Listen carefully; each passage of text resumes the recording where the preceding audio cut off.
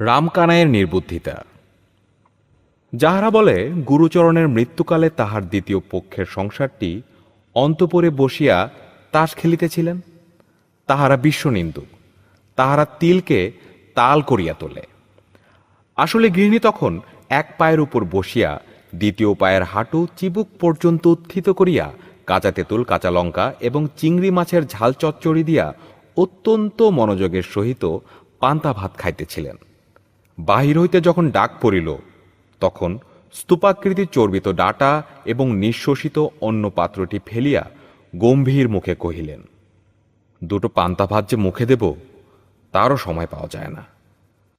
এদিকে ডাক্তার যখন জবাব দিয়া গেল, তখন গুরুচরণের ভাই রামকানাই রোগীর পার্শ্বে বসিয়া ধীরে ধীরে কহিলেন, দাদা, যদি তোমার উইল করিবার ইচ্ছা থাকে তো বলো। গুরুচরণ ক্ষীণস্বরে বলিলেন, আমি বলি, তুমি লিখিয়া লও। রামকানাই কাগজ কলম লইয়া প্রস্তুত হইলেন। গুরুচরণ বলিয়া গেলেন, আমার স্থাবর অস্থাবর সমস্ত বিষয় সম্পত্তি আমার ধর্মপত্নী শ্রীমতী বরদা সুন্দরীকে দান করিলাম। রামকানাই লিখিলেন, কিন্তু লিখিতে তাহার কলম সরিতেছিল না। তাহার বড় আশা ছিল তাহার একমাত্র পুত্র নবদ্বীপ অপুত্রক জ্যাঠামশায়ের সমস্ত বিষয় সম্পত্তির অধিকারী হইবে। যদিও দুই ভাইয়ে পৃথগ্ন ছিলেন, তথাপি এই আশায় নবদ্বীপের মা নবদ্বীপকে কিছুতেই চাকরি করিতে দেন নাই এবং সকাল সকাল বিবাহ দিয়াছিলেন এবং শত্রুর মুখে ভস্য নিক্ষেপ করিয়া বিবাহ নিষ্ফল হয় নাই। কিন্তু তথাপি রামকানাই লিখিলেন এবং সই করিবার জন্য কলমটা দাদার হাতে দিলেন।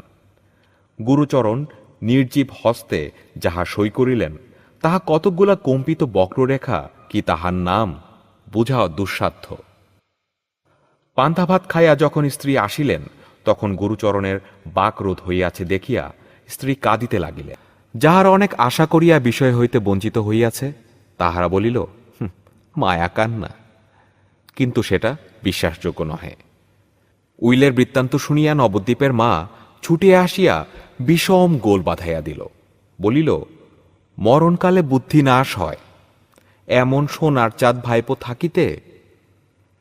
রামকানাই যদিও স্ত্রীকে অত্যন্ত শ্রদ্ধা করিতেন, এত অধিক যে তাহাকে ভাষান্তরে ভয় বলা যাইতে পারে, কিন্তু তিনি থাকিতে পারিলেন না। ছুটিয়া আসিয়া বলিলেন, মেজ বউ, তোমার তো বুদ্ধিনাশের সময় হয় নাই, তবে তোমার এমন ব্যবহার কেন? দাদা গেলেন, এখন আমি তো রহিয়া গেলাম। তোমার যা কিছু বক্তব্য আছে অবসর মতো আমাকে বলিও, এখন ঠিক সময় নয়। নবদ্বীপ সংবাদ পায় যখন আসিল, তখন তাহার জ্যাঠামশায়ের কাল হইয়াছে।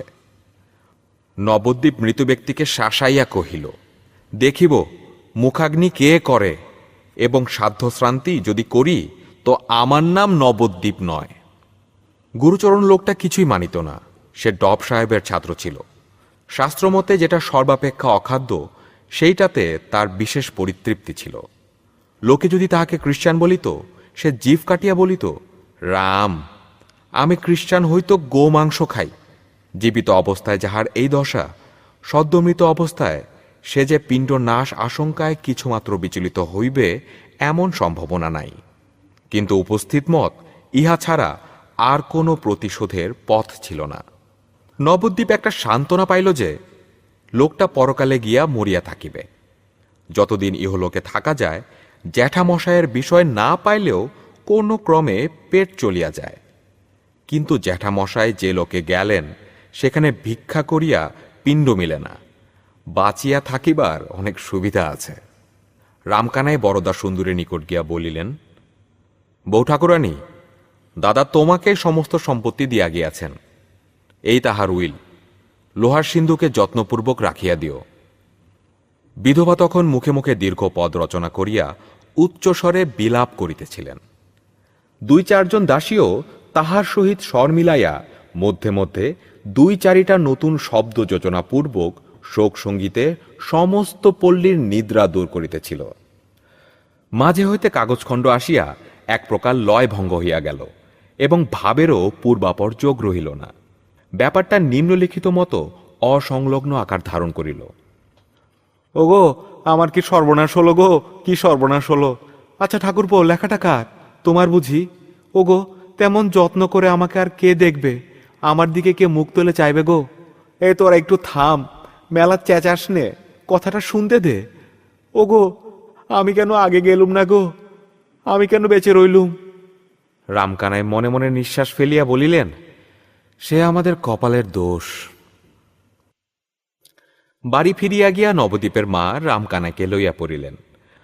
বোঝায় গাড়ি সমেত খাদের মধ্যে পড়িয়া হতভাগ্য বলদ গারোয়ানের সহস্র গুতা খাইয়াও অনেকক্ষণ যেমন নিরুপায় নিশ্চল ভাবে দাঁড়াইয়া থাকে, রামকানাই তেমনি অনেকক্ষণ চুপ করিয়া সহ্য করিলেন।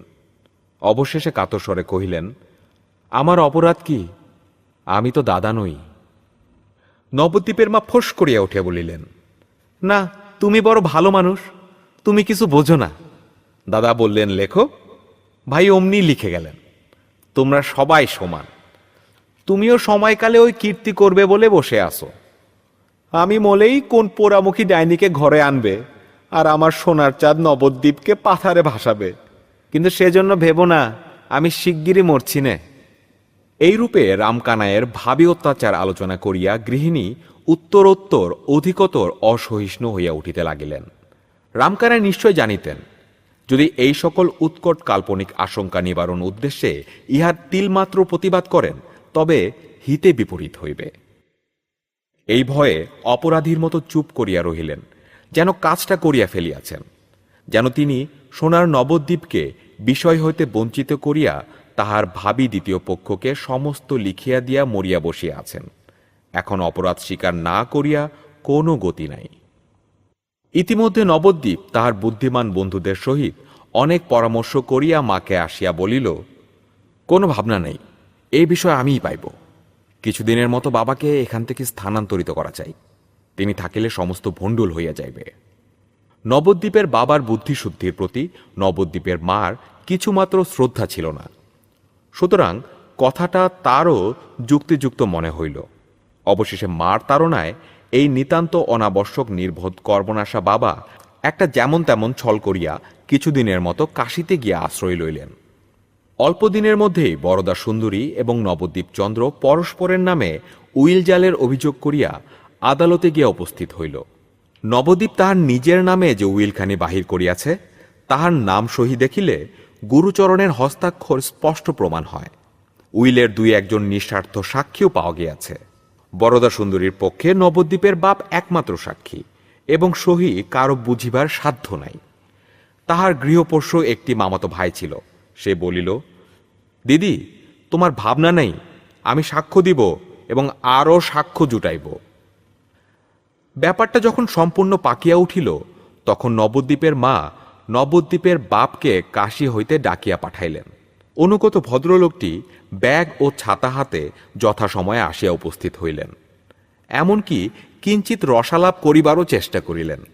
জোর হস্তে সহাস্যে বলিলেন, গোলাম হাজির, এখন মহারানীর কি অনুমতি হয়? গৃহিণী মাথা নাড়িয়া বলিলেন, নেও নেও, আর রঙ্গ করতে হবে না। এতদিন ছুতো করে কাশিতে কাটিয়ে এলেন, একদিনের তরে তো মনে পড়েনি, ইত্যাদি। এইরূপে উভয় পক্ষে অনেকক্ষণ ধরিয়া পরস্পরের নামে আদরের অভিযোগ আনিতে লাগিলেন। অবশেষে নালিশ ব্যক্তিকে ছাড়িয়া জাতিতে গিয়া পৌঁছিল। নবদ্বীপের মা পুরুষের ভালোবাসার সহিত মুসলমানের মুরগি বাৎসল্যের তুলনা করিলেন। নবদ্বীপের বাপ বলিলেন, রমণীর মুখে মধু, হৃদয়ে ক্ষুর। যদিও এই মৌখিক মধুরতার পরিচয় নবদ্বীপের বাপ কবে পাইলেন বলা শক্ত। ইতিমধ্যে রামকানাই সহসা আদালত হইতে এক সাক্ষীর সপিনা পাইলেন। অবাক হইয়া যখন তাহার মর্ম গ্রহণের চেষ্টা করিতেছেন, তখন নবদ্বীপের মা আসিয়া কাঁদিয়া ভাসাইয়া দিলেন। বলিলেন, হাট জ্বালানি ডাকিনি, কেবল যে বাছা নবদ্বীপকে তাহার স্নেহাশীল জ্যাঠার ন্যায্য উত্তরাধিকার হইতে বঞ্চিত করিতে চায় তাহা নহে, আবার সোনার ছেলেকে জেলে পাঠাইবার আয়োজন করিতেছে। অবশেষে ক্রমে ক্রমে সমস্ত ব্যাপারটা অনুমান করিয়া লইয়া রামকানাইয়ের চক্ষু স্থির হইয়া গেল। উচ্চস্বরে বলিয়া উঠিলেন, তোরে এ কি সর্বনাশ করিয়াছিস? গৃহিণী ক্রমে নিজ মূর্তি ধারণ করিয়া বলিলেন, কেন, এতে নবদ্বীপের দোষ হয়েছে কি? সে তার জ্যাঠার বিষয় নেবে না, অমনি এক কথায় ছেড়ে দেবে? কোথা হইতে এক চক্ষু খাদিকা ভর্তার পরমায় হন্ত্রী অষ্টকুষ্টির পুত্র উড়িয়া আসিয়া জুড়িয়া বসিবে, ইহা কোন সৎকুল প্রদীপ কনকচন্দ্র সন্তান সহ্য করিতে পারে? যদিবা মরণকালে এবং ডাকিনীর মন্ত্রগুণে কোনো এক মূর্হমতি জ্যেষ্ঠতাতের বুদ্ধিভ্রম হইয়া থাকে, তবে সুবর্ণময় ভাতুষপুত্র যে ভ্রম নিজ হস্তে সংশোধন করিয়া লইলে এমন কি অন্যায় কার্য হয়? হতবুদ্ধি রামকানাই যখন দেখিলেন তাহার স্ত্রী পুত্র উভয়ে মিলিয়া কখনো বা তর্জন গর্জন, কখনো বা অশ্রু বিসর্জন করিতে লাগিলেন, তখন ললাটে করাঘাত করিয়া চুপ করিয়া বসিয়া রহিলেন। আহার ত্যাগ করিলেন, জল পর্যন্ত স্পর্শ করিলেন না। এইরূপে 2 দিন নীরবে অনাহারে কাটিয়া গেল। মোকদ্দমার দিন উপস্থিত হইল। ইতিমধ্যে নবদ্বীপ বরদা সুন্দরীর মামাতো ভাইটিকে ভয় প্রলোভন দেখাইয়া এমনই বশ করিয়া লইয়াছে যে সে অনায়াসে নবদ্বীপের পক্ষে সাক্ষ্য দিল। জয়শ্রী যখন বরদা সুন্দরীকে ত্যাগ করিয়া অন্য পক্ষে যাইবার আয়োজন করিতেছে, তখন রামকানাইকে ডাক পড়িল। অনাহারে মৃতপ্রায় শুষ্ক ওষ্ঠ, শুষ্ক রসনাবৃদ্ধ কম্পিত শীর্ণ অঙ্গুলি দিয়া সাক্ষ্য মঞ্চের কাঠগড়া চাপিয়া ধরিলেন। চতুর ব্যারিস্টার অত্যন্ত কৌশলে কথা বাহির করিয়া লইবার জন্য জেরা করিতে আরম্ভ করিলেন। বহুদূর হইতে আরম্ভ করিয়া সাবধানে অতি ধীর বক্র গতিতে প্রসঙ্গের নিকটবর্তী হইবার উদ্যোগ করিতে লাগিলেন। তখন রামকানাই জজের দিকে ফিরিয়া জোর হস্তে কহিলেন, হুজুর, আমি বৃদ্ধ, অত্যন্ত দুর্বল, অধিক কথা কহিবার সামর্থ্য নাই। আমার যা বলিবার সংক্ষেপে বলিয়া লই। আমার দাদা স্বর্গীয় গুরুচরণ চক্রবর্তী মৃত্যুকালে সমস্ত বিষয় সম্পত্তি তাহার পত্নী শ্রীমতী বরদা সুন্দরীকে উইল করিয়া দিয়া যান। সে উইল আমি নিজ হস্তে লিখিয়াছি এবং দাদা নিজ হস্তে স্বাক্ষর করিয়াছেন। আমার পুত্র নবদ্বীপচন্দ্র যে উইল দাখিল করিয়াছেন তাহা মিথ্যা। এই বলিয়া রামকানাই কাঁপিতে কাঁপিতে মূর্ছিত হইয়া পড়িলেন। চতুর ব্যারিস্টার সকৌতুকে পার্শ্ববর্তী অ্যাটর্নিকে বলিলেন, বাই জোভ, লোকটাকে কেমন ঠেসে ধরেছিল। মামাতো ভাই ছুটিয়া গিয়া দিদিকে বলিল, বুড়ো সমস্ত মাটি করিয়াছিল, আমার সাক্ষ্যে মোকদ্দমা রক্ষা পায়। দিদি বলিলেন, বটে, লোক কে চিনিতে পারে? আমি বুড়োকে ভালো বলে জানতুম। কারাবরুদ্ধ নবদ্বীপের বুদ্ধিমান বন্ধুরা অনেক ভাবিয়া স্থির করিল, নিশ্চয়ই বৃদ্ধ ভয়ে এই কাজ করিয়া ফেলিয়াছে। সাক্ষীর বাক্সের মধ্যে উঠিয়া বুড়া বুদ্ধি ঠিক রাখতে পারে নাই। এমনতর আস্ত নির্বোধ সমস্ত শহর খুঁজিলে মিলে না। গৃহে ফিরিয়া আসিয়া রামকানাইয়ের কঠিন বিকার জ্বর উপস্থিত হইল। প্রলাপে পুত্রের নাম উচ্চারণ করিতে করিতে এই নির্বোধ সর্বকর্মপণ্ডকারী নবদ্বীপের অনাবশ্যক বাপ পৃথিবী হইতে অপসৃত হইয়া গেল।